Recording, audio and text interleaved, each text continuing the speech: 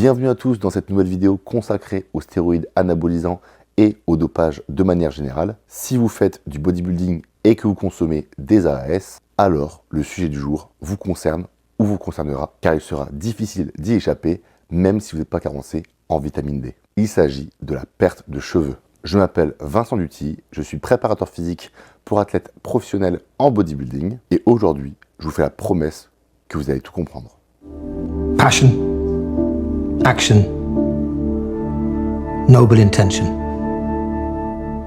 creates progress. Avant d'aller plus loin, je rappelle que la consommation de stéroïdes anabolisants ou androgènes est illégale et en plus de ça dangereux. Consultez votre médecin pour tout suivi médical ou prise de médicaments. Ma démarche est de vous sensibiliser à travers mon expérience et les informations scientifiques. Dans cette vidéo, nous allons voir ensemble ce qu'est une alopécie androgénétique, pourquoi elle arrive, quelles sont ses conséquences réelles et surtout comment limiter les dégâts ou encore mieux, éviter ce problème. L'alopécie androgénétique est une perte de cheveux progressive causée par une sensibilité génétique des follicules pileux à la DHT. Je vous invite à revoir les vidéos précédentes pour avoir les bases sur la physiologie et ainsi mieux apprécier ce qui va suivre. Cette pathologie est redoutée par la plupart des pratiquants et pour cause. Elle touche majoritairement les hommes mais peut affecter aussi les femmes.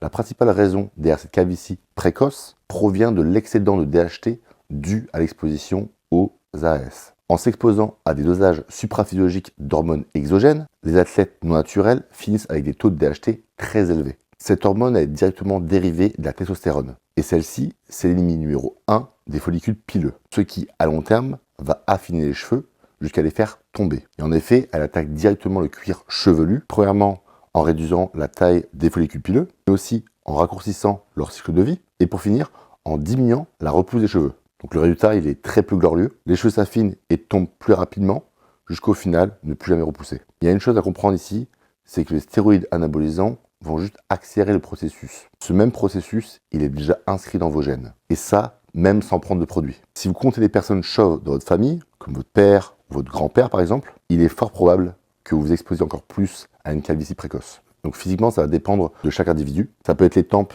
qui commencent à se dégarnir, il peut y avoir aussi l'apparition d'une tonsure sur le crâne, ou même un affaiblissement général des cheveux, rendant un aspect plus fin. Chez certaines personnes, ce processus prend du terrain au fur et à mesure des années et des cycles, et il y en a qui seront un peu moins chanceux et qui sont vraiment prédisposés génétiquement à une calvitie précoce, et dans ce cas-là, un seul cycle de stéroïdes peut malheureusement faire tomber tous vos cheveux.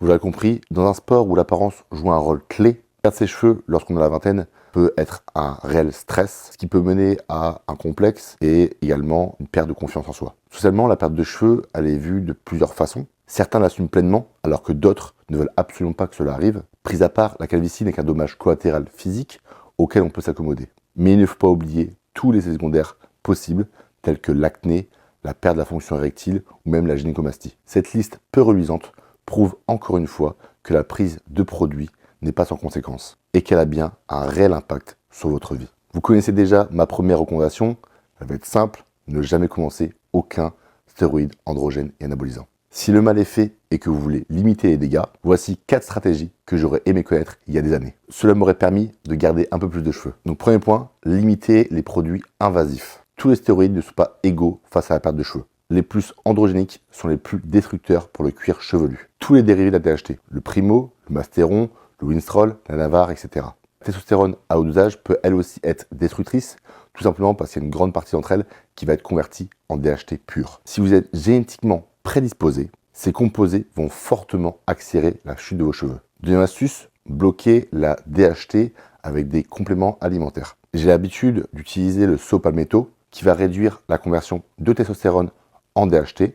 Je recommanderais entre 300 et 600 mg par jour. Le Piguum qui lui aussi va limiter cette conversion, en plus de modérer l'accumulation de DHT dans le cuir chevelu. Et donc pour le Piguum, j'utiliserai entre 100 et 200 mg par jour. Le thé vert a des bonnes vertus aussi sur cette conversion de testostérone en DHT. Et en plus de ça, il protège directement le follicule pileux.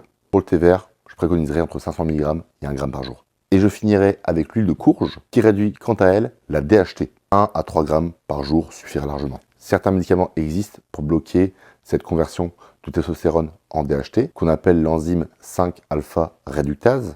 Et les plus connus dans le marché sont le finastéride, qui bloque environ 70% de votre DHT, et le dutastéride, qui lui a un effet un peu plus puissant, qui sera aux alentours des 90%. Ils sont efficaces, mais, parce que oui, il y a toujours un mais, soyez vigilant parce que certes, ils peuvent avoir des effets positifs pendant un cycle, mais ils ont aussi des gros effets secondaires, qui pourraient toucher dans certains cas votre libido, voire même votre fonction érectile. C'est pourquoi ces médicaments doivent toujours être prescrits par un médecin. Leur utilisation doit être encadrée et doit avoir un suivi rigoureux. Si la chute de cheveux a déjà commencé, ne vous inquiétez pas, des solutions existent pour ralentir ou du moins stabiliser votre état. Il y a le minoxidil par exemple qui est très connu pour la croissance des cheveux. Et il y a des shampoings qui peuvent réduire l'inflammation de la DHT, qui s'appelle Nizoral, c'est quelque chose que j'ai beaucoup utilisé dans le passé. C'est un shampoing à base de kétoconazole. Donc, comme pour la chirurgie avec la gynécomastie, si la perte de cheveux est beaucoup trop avancée et que vous voulez récupérer une chevelure dense, la seule case qui reste à jouer est celle de la greffe capillaire. Pour citer que lui, Chris Bumstead a eu recours à cette greffe l'année dernière. Par contre, attention, même après une greffe, si vous continuez les stéroïdes androgènes et anabolisants, sans prendre en compte les avertissements précédents, il est fort possible que vos nouveaux cheveux connaissent la même destinée. La calvitie sous AS n'est pas une fatalité, mais elle est très largement accélérée par certains composés. La prise de stéroïdes peut vous faire perdre vos cheveux bien plus tôt que prévu, et notamment si vous avez des prédispositions génétiques. La meilleure prévention que j'ai à vous donner, c'est donc de ne jamais commencer. Néanmoins, des solutions existent pour ralentir ou limiter les dégâts. J'aborde ce sujet en détail dans mon e-book Myths and Tricks. N'attendez surtout pas d'atteindre le point de non-retour pour agir. Plus tard, il sera trop tard. Le lien est en description pour reprendre votre santé en main dès à présent. C'est tout pour aujourd'hui et c'est déjà pas mal. J'espère que cette vidéo vous a plu. L'espace commentaire est là pour échanger et partager sur ce sujet. Abonnez-vous pour ne pas rater la prochaine vidéo. Prenez soin de vous et n'oubliez pas, tout ce que nous avons à décider, c'est que faire du temps qui nous est imparti. Passion, action, noble intention creates progress.